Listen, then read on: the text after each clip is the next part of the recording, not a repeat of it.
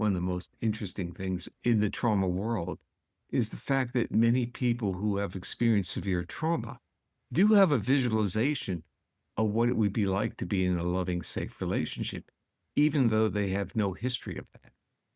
And I have found that to be one of the most remarkable features of humanity. And that is, we all know what it is, even though we might not have experienced it.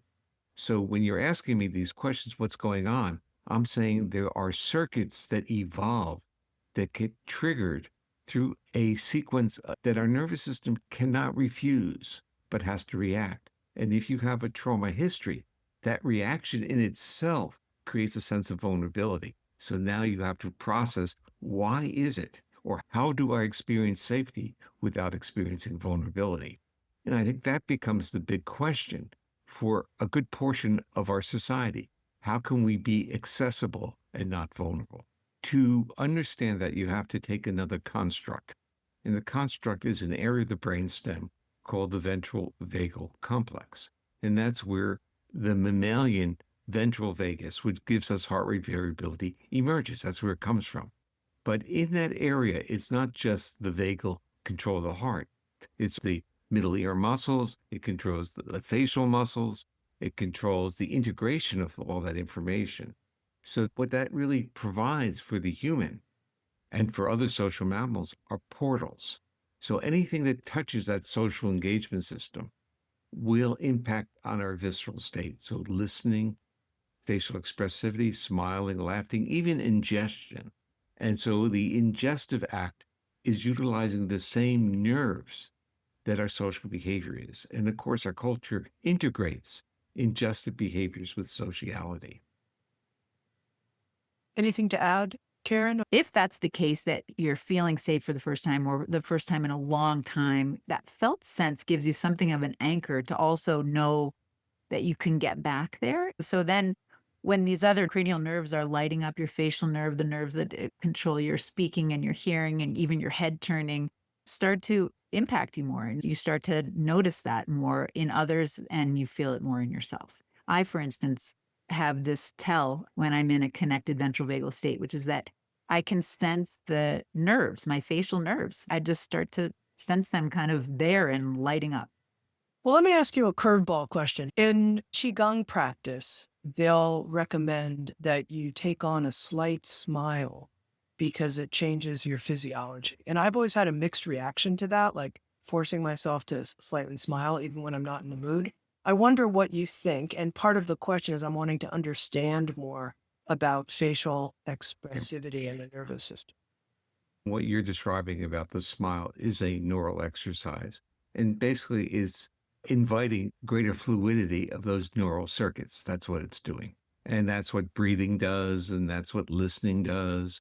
And so I'd like to categorize what I call neural exercises that facilitate what I call the social engagement system.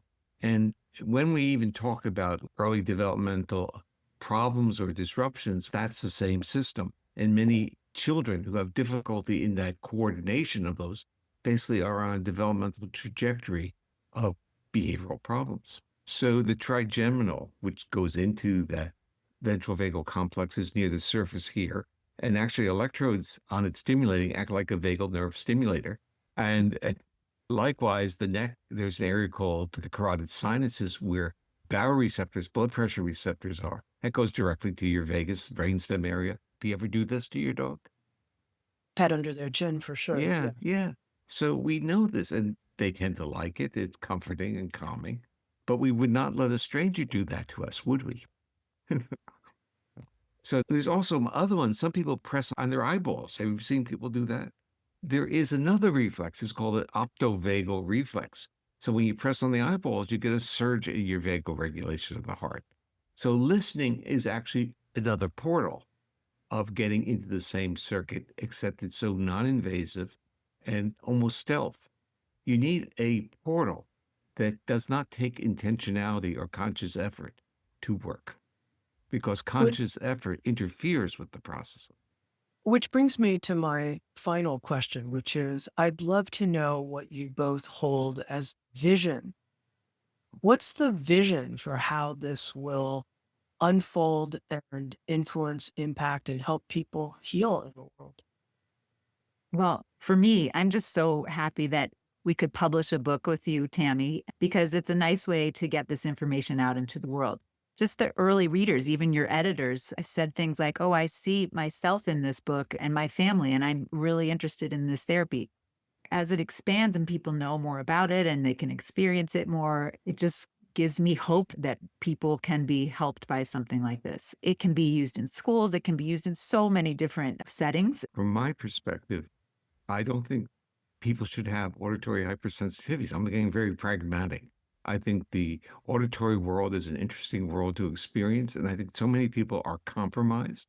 I think we treated listening as if it was a hearing deficit when it's more like a state regulation problem. And many people who have difficulty listening or processing auditory, basically speech, have been marginalized. They've been forced to take hearing tests, and they do fine in those, and now they're treated as if they're not intent on listening. So I think we have a great misunderstanding of how we process intonation of vocalizations and how we can optimize our ability to understand each other. So I want to get down to the root.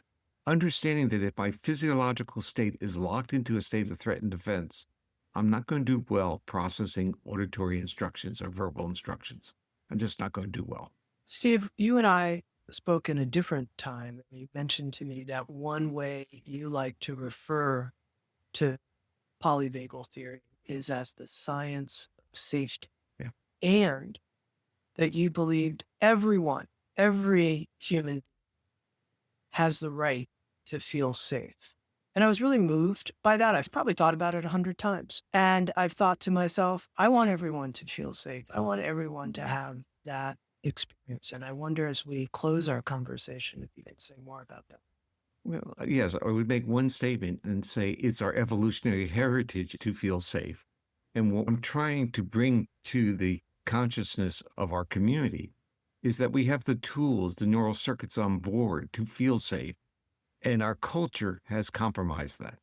So by placing people in chronic threat because it kept them moving or mobilized or, quote, more productive, it was a contradiction in how their nervous system evolved.